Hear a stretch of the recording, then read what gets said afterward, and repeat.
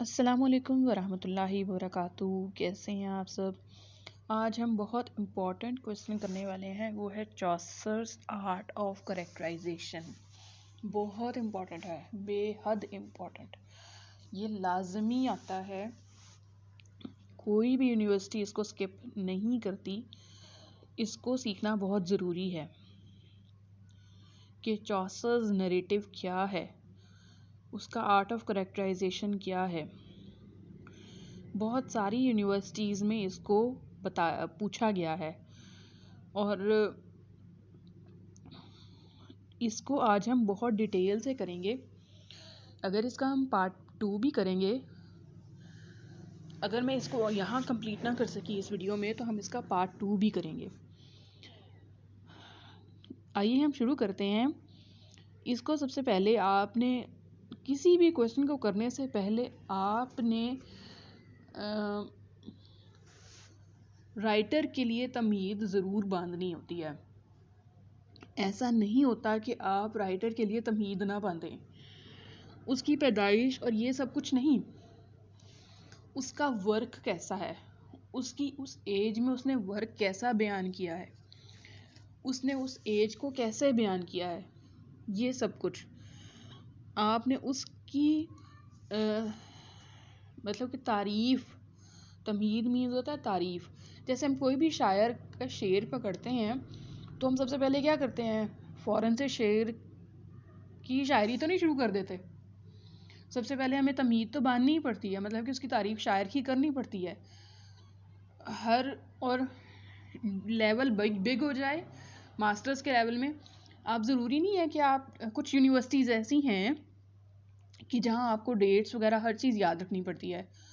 कुछ यूनिवर्सिटीज़ ऐसी हैं जहाँ आपको डेट्स वगैरह याद नहीं रखनी पड़ती, आपको मटेरियल पे फोकस करना होता है।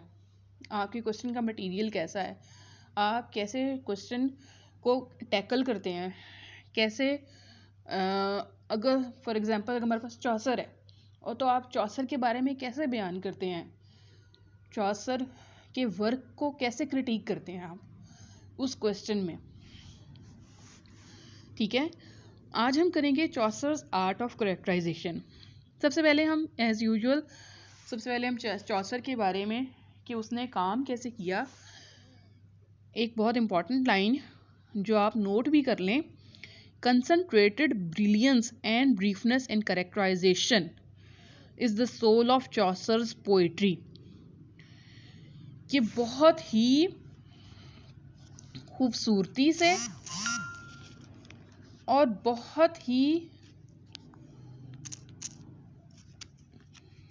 ब्रीफनेस के साथ और बहुत ही ब्राइटनेस के साथ और बहुत ही स्ट्रॉन्ग वे में चौसर ने अपनी आर्ट पोइट्री को बयान किया है, करेक्टराइजेशन को बयान किया है। यहाँ तक कि शेक्सपियर भी इस तरह का मास्टर नहीं जिस तरह का करेक्टराइजेशन चौसर ने बयान किया है।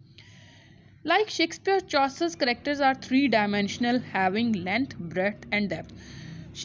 जैसे शेक्सपियर ने अपने करेक्टर्स को ब्रेथ, लेंथ और डेप्थ के साथ बयान किया, ऐसे ही चौसर ने अपने करेक्टर्स को भी लेंथ, ब्रेथ और डेप्थ के साथ बयान किया। अब ये हम देखते हैं कि जो कैंटरबरी टेल्स का जो उसने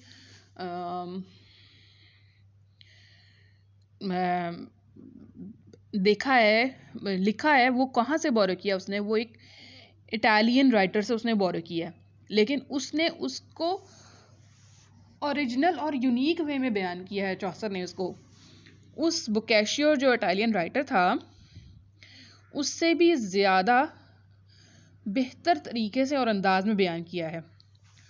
Chaucer's the prologue may be described as novel in the miniature. मतलब कि जो चौसर का प्रोलोग है, लोग इसको ये कहते हैं, क्रिटिक इसको ये कहते हैं कि ये एक कैनवस पे भी पोर्ट्रे किया जा सकता है।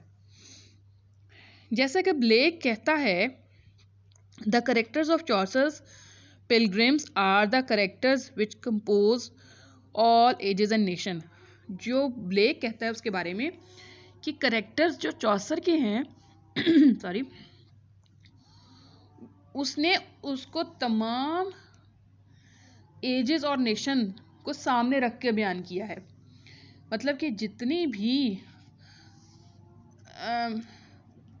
उस टाइम की सोसाइटी थी, उस टाइम के लोग थे, वो आज भी कहीं ना कहीं किसी ना किसी तरीके से मौजूद हैं।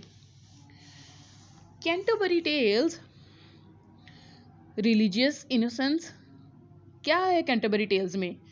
नंबर 1 पे religious innocence, married chastity, villainous hypocrisy, female volubility. Volubility means rolling. All are illuminated by great humor with extraordinary artistry. Canterbury Tales में उसने बहुत ही अच्छे तरीके से रिलीजियस को बताया है, शादीशुदा ज़िंदगी के बारे में बताया है कि जो यानी कि जो औरतें शादीशुदा हैं वो कैसे अपने जैसे हम वाइफ ऑफ बात के बारे में पढ़ते हैं है तो वो शादीशुदा, लेकिन उसके 5 हस्बैंड्स भी, 5 शादियां भी उसकी हो चुकी हुई हैं, लेकिन वो फिर भी रंगीन मिजाज है। फिर उसने विलानस हिपोक्रेसी के बारे में बताया है और फीमेल वॉल्यूबिलिटी के बारे में बताया है। आगे हम देख लेते हैं कि चौसर प्रोलोग ट्रू पिक्चर प्रेजेंट करता है 14th सेंचुरी की। 14th सेंचुरी के साथ साथ आप अभी भी देखेंगे कि बहुत सारे कैरेक्टर्स ऐसे पाए जाते हैं हमारे दरमियान। चौसर्स के जो कैरेक्टर हैं वो मेयर फैंटम हैं और true to the likeness of whole classes of men and women. Mere phantom means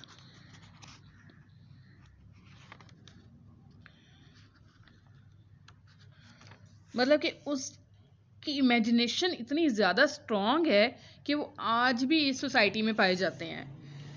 अब एक और क्रिटिक जो एज वॉर्ड बताता है, it is the end and aim of true portrait painting the true measure of all true art. कि Ward Finlay जो Chaucer के बारे में कहता है कि ये चौसर की जो काम है ये मुकम्मल तौर पे बहुत अच्छे से पेंट किया गया है, बहुत अच्छे से उसने हर चीज़ को बहुत अच्छे से बयान किया है, वो एक ट्रू आर्ट है। Canterbury pilgrims had an immediate attraction and appeal for the age. They have also lasting attention at a universal meaning for all times. They are timeless creations on a determined stage. Canterbury Tales वो immediate attractions हैं और वो खाली उस as को सारी बातें नहीं बताते, बल्कि वो हमारी एज के बारे में भी या जितनी भी एजेस गुजर चुकी हैं उन सब के बारे में भी बहुत अच्छे से बताता है। वो सिर्फ वहीं तक महदूद नहीं है, बल्कि आगे जितने भी गुजर चुके लोग हैं या गुजरे हैं या आने वाले हैं वो सब उन सब के बारे में बताता है, जैसे कि उनकी फिजिकल अपीयरेंस है, उनका सोशल स्टेटस है, आर्टिस्टिकली वो प्रेजेंट किए गए हैं, जैसे कि वो हमारे सामने बिल्कुल ज़िंदा मौजूद हैं, चाहे वो मेन है ना चाहे वो वुमेन है। उसके बाद आपने इस तरह के सारा लिखने के बाद मतलब कि चौसर के पहले में आपने चौसर की राइटिंग की तारीफ़ करनी है। फिर उसने वो कहाँ से लिया, नंबर 1 पॉइंट राइटिंग की आपने तारीफ़ करनी है, चौसर की राइटिंग कैसी थी, राइटिंग मीन्स उसका काम कैसा था। फिर उसके बाद आपने दूसरे पॉइंट पे बताना है कि इटालियन राइटर से इसने इसका वो लिया था आइडिया, लेकिन इसने ओरिजिनल और यूनिक वे में बताया। फिर क्रिटिक चौसर के बारे में क्या कहता है, और फिर कैंटरबरी टेल को आप अपनी नज़र में क्या देखते हैं, ठीक है। उसके बाद आपने बताना है कि चौसर ने उस एज के बारे में जो प्रेजेंट किया है वो आज भी मौजूद है हमारे सामने। फिर एक और क्रिटिक, पहले 2 क्रिटिक्स आपने फिर इसमें डिस्कस करने हैं, फिर उसके बाद आपने डिटेल्स बतानी है, मतलब कि पहले अपने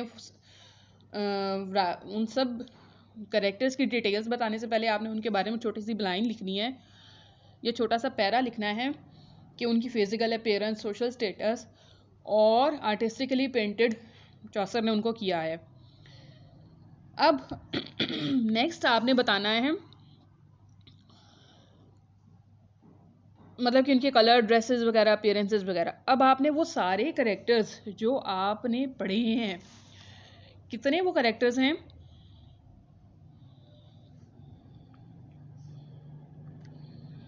15 करेक्टर्स हैं। आपने उन 15 करेक्टर्स में से इम्पॉर्टेंट करेक्टर्स या हर 15 उस करेक्टर के बारे में लाइन लिख देनी है, क्योंकि आपने करेक्टर पढ़ा तो है ना, उस करेक्टर की आपने लाइन लिख देनी है। हर करेक्टर का नाम लेके उसके साथ उसकी खूबी बयान करके, क्वालिटी या दूसरी खामी बयान करके उसकी लाइन लिखनी है। और ये कम से कम आपने अगर 15 ना बयान कर सकें तो कुछ ज़रूर जो इम्पॉर्टेंट है वो आपने बयान करने हैं। ठीक है, जैसे knight, squire, human, prioress, monk, franklin, doctor of physics, wife of Bath, miller, pardoner, summoner, reeve, man of law and shipman, ये करेक्टर्स हैं। इनके बारे में आपने बताना है। उसके बाद अब हम फिर चौसर की ऑब्जर्वेशन के बारे में बताएंगे कि उसकी सिक्स सेंस और उसकी ऑब्जर्वेशन कितनी ज़बरदस्त है, कितनी वंडरफुल है, और वो किस तरह ग्रेजुअली ग्रो करती है पोएम में। फिर हम बताएंगे कि उसने greatest classes of English society को रिप्रेजेंट किया और उसने outstanding representative poet of his age, बहुत आउटस्टैंडिंग रिप्रेजेंटेशन उसने दी। ठीक है, अब कुछ बातें आपने 3-4 लिखनी हैं कि करप्शन और डिसऑनेस्टी में कौन कौन से लोग थे, नंबर 1। फिर आपने ग्रीड का बताना है कि ग्रीड में कौन था माहिर। फिर आपने ये बताना है कि क्रुक्ड लोग कौन थे। उसके बाद आपने नंबर 4 पे बताना है कि डिसऑनेस्टी किन लोगों में थी। और फिर आपने ये बताना है कि ट्रेडिशनल एनमिटी किन लोगों में थी। ठीक है, फर्स्टली करप्शन और डिसऑनेस्टी थी फ्रायर और मॉन्क और पार्टनर में। ठीक है, सेकंड ग्रीड डॉक्टर में था, डॉक्टर ऑफ फिजिक्स में, उसको बहुत ज़्यादा गोल्ड से मोहब्बत थी। थर्डली क्रुक्ड कौन था, सर्जेंट ऑफ लॉ, वो प्रोफेशन के बारे में मुकम्मल तौर पर क्रुक्ड पर्सन था। फोर्थली आपने डिसऑनेस्टी किसकी बतानी है, रीव और मिलर की। फिफ्थली आपने ट्रेडिशनल एनिमिटी किसके बारे में बतानी है, रीव और मिलर के बारे में। ठीक है, full social fabric Canterbury Tales present करती है। ठीक है, ये हो गए आपकी 5 चीज़ें और उनकी करेक्टर क्वालिटीज़। ये सब कुछ आपने बताना है कि क्या क्या चीज़ें कहाँ बताई हैं, कौन कौन सी ह्यूमर और कौन कौन सा स्टायर किया उसने। अब आपने थोड़ा सा रेनेसेंस के बारे में बताना है कि Chaucer has also broaden the spirit of renaissance. हम इसमें फाइंड करते हैं मिडीवियल और मॉडर्न एलिमेंट्स। अब हम ये भी बताएंगे कि Chaucer knew that evil and good exist in nature in equal amount, कि evil और good इंसान में equal amount में पाया जाता है। फिर लिंग्विस्ट क्या कहता है चौसर के बारे में, चौसर sees things as they are and paint them as he sees them। चौसर ने जिस तरह चीज़ें देखी ऐसे ही उनको प्रेजेंट कर दिया। साइकोलॉजी, उसने साइकोलॉजी बयान की मेन और वुमेन की नेचर की, कि उनकी इमेजिनेटिव पावर क्या है। और चौसर की इमेजिनेटिव पावर जैसे शेक्सपियर बयान करता है वैसे है। उसके बाद हम बताएंगे कि the range of characterisation is not limited like Jane Austen. मतलब कि हम थोड़ा सा इसको किसी के साथ मैच भी करेंगे कि जेन ऑस्टन ने की जो करेक्टराइजेशन थी उससे भी ज़्यादा खूबसूरत है। उसके बाद जॉन ड्राइडन क्या कहता है कि वो कहता है हियर इज गॉड्स प्लेंटी, कि ये बहुत ही ज़्यादा क्वांटिटी में बयान किया गया है चौसर ने इसको। उसके बाद हम क्लासिफिकेशन बताएंगे सोसाइटी की, कि क्या क्लासिफिकेशन थी सोसाइटी की, और उसके बाद हम बताएंगे कि it is all because Chaucer's art of characterisation is free from personal prejudice. उसने वो सारी क्लासिफिकेशंस, सारा स्टायर, सारा ह्यूमर, सारा आयरनी, उसने बिल्कुल प्रेजुडाइज्ड होके सारा कुछ बयान किया, मतलब कि गैर जानिबदार होके। वो एक मुकम्मल शायर है। He is akin to Shakespeare and Fielding in this respect, कि वो शेक्सपियर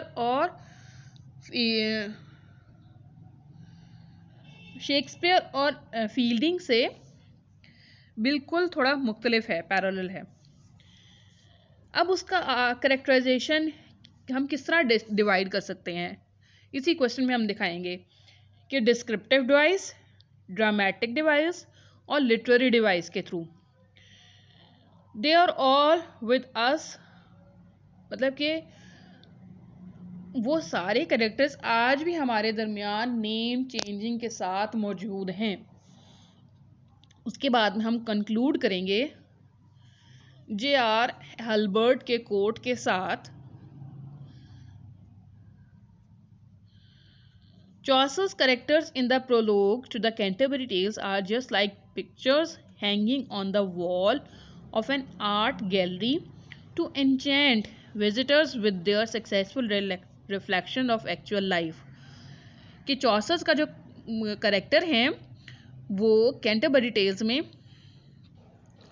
वो तस्वीरें ऐसी हैं जैसे दीवार पे मौजूद हैं एक आर्ट गैलरी में, जो लोगों को प्लेजर और एक्साइटमेंट देती हैं हर विजिटर को, और वो एक सक्सेसफुल रिफ्लेक्शन बताती है असली ज़िंदगी के बारे में। ठीक है, सबसे पहले हमने क्या देखा? सबसे पहले हमने देखा चॉसर की राइटिंग के बारे में, कि चॉसर की राइटिंग स्टाइल क्या है। फिर हमने देखा कि उसके बारे में क्रिटिक क्या कहता है। फिर हमने देखा कि चॉसर ने ये किन किन चीज़ों पे बयान बताई है, कि religious innocence, married, chastity, villainous, hypocrisy, female volubility. फिर हमने देखा कि वॉर्ड फिनले क्या कहता है। फिर हमने देखा कि करेक्टर्स की जो डिटेल्स हैं,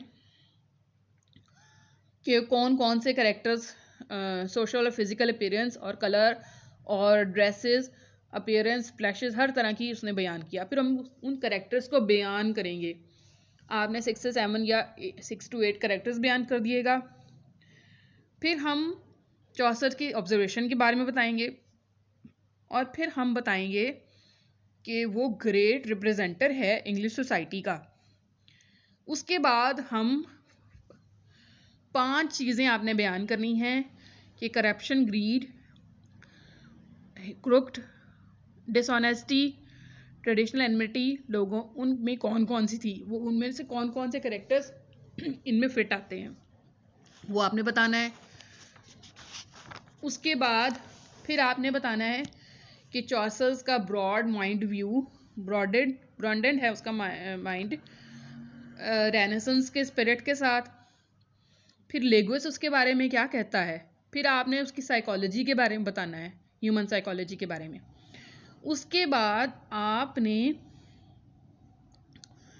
जेन ऑस्टन की बताना है कि जेन ऑस्टन उसके बाद क्या कहता है, और जॉन ड्राइडन उसके बारे में क्या कहता है। फिर उसके बाद आपने बताना है कि वो उसके जो करेक्टर्स हैं वो बिल्कुल पर्सनल प्रेजुडाइज के साथ उसने बयान किए हैं। फिर आपने बताना है कि वो बिल्कुल एकिन है शेक्सपियर और फील्डिंग से। फिर उसने किस तरह करेक्टर्स बताए, डिस्क्रिप्टिव, ड्रामेटिक और लिटरेरी डिवाइस के साथ। फिर हमने रैप अप कर देना है और J.R. हल्बर्ट की रिमार्क बता देना है। ठीक है, ये था करेक्टर आर्ट ऑफ करेक्टराइजेशन चौसर का। इसको आपने अच्छे से प्रिपेयर कर लेना है। नोट्स मैं इंशाल्लाह शेयर कर दूंगी और आप इसको फिर अच्छे से प्रिपेयर कर लिएगा। बहुत इंपॉर्टेंट क्वेश्चन है और आपने बहुत अच्छे से प्रिपेयर करना है। बहुत शुक्रिया, अल्लाह हाफ़िज़, अपना ख्याल रखिएगा, दुआ में याद रखिएगा।